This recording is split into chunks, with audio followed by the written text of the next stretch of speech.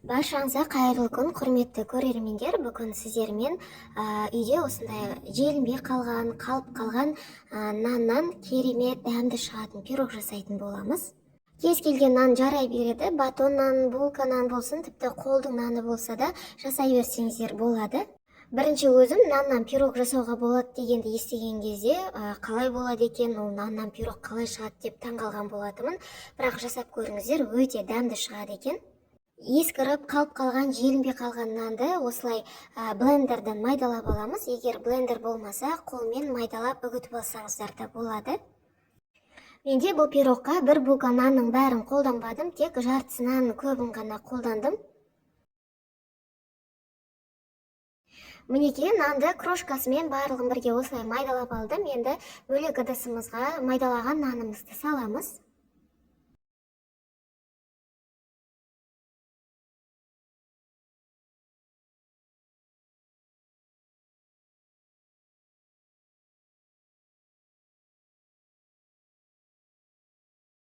Нанның барлығын үгітіп майдалап болғаннан кейін үстінен 2 стакан сүт құямыз. Сүттің ыстық не мұздай болуы маңызды емес, кез келген температурадағы сүтті құя берсеңіздер де болады. Сүтті құйып болған соң қасықпен осылай нандарды сүтке батырамыз. Жақсылап барлығы сүтке батуы керек.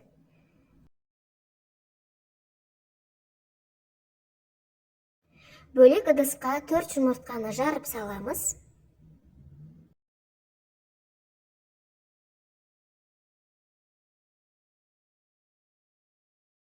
Жұмыртқаның үстіне 1 пиала, яғни 200 грамдай қант салып, шанышқымен немесе венчикпен жақсылап араластырамыз.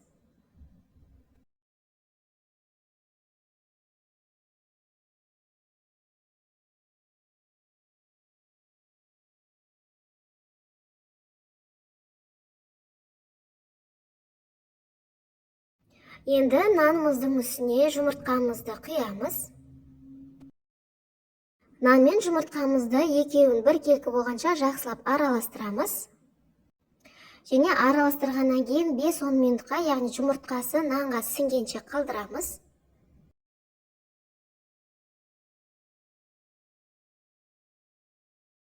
Жұмыртқамыз нанға сіңгенше пешімізді қосып қыздыра береміз және формамызды майлап дайындап қоямыз. Пирогымыз формаға жабысып қалмай үшін осылай сары маймен жиектерін, түбін жақсылап майлап шығамыз.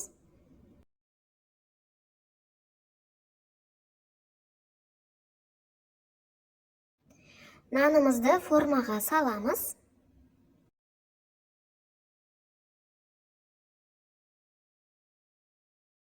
Қасықпен нанды формаға жақсылап біркелкі етіп жайып, алдын ала қызған пеште 180 градуста 35-40 минуттай пісіреміз. Мінекей пирогымыз пісіп шықты. Мен бөлме температурасында толығымен суытып алдым. Енді қазір формадан босатамыз.